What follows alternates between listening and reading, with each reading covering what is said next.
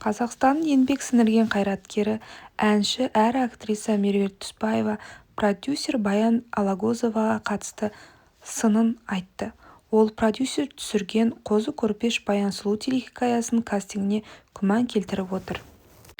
Жалпы, Түсіпбаеваның айтуынша, жоба халық қаржысына ұлттық арна бюджеті арқылы түсірілген, алайда басты рөлге сол кездегі әкімнің қызы алынған.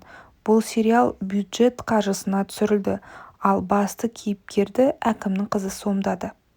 Кастингтің қалай өткен ешкім білмейді. Бұл ашық емес, күмәнді іріктеу, дейді Меруерт Түсіпбаева.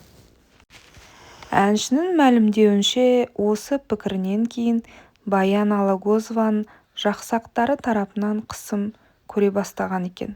Оның ішінде Алагөзованың өзі мен әпкесі Бағым Мүсірепова бар дейді. Мен өз пікірімді ғана айттым, ал олар бірігіп жеке басыма тиісіп балағаттады дейді.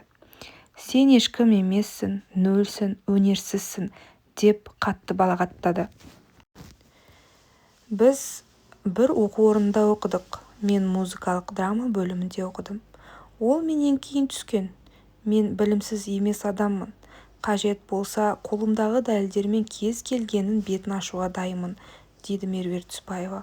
Ол бұл жағдайдан кейін өзіне қарсы қаралау науқаны басталғанын алға тартып, әлеуметтік желілерде жеке басыма шабуыл жасалуы жиіленіп жатыр деп айтқан болатын.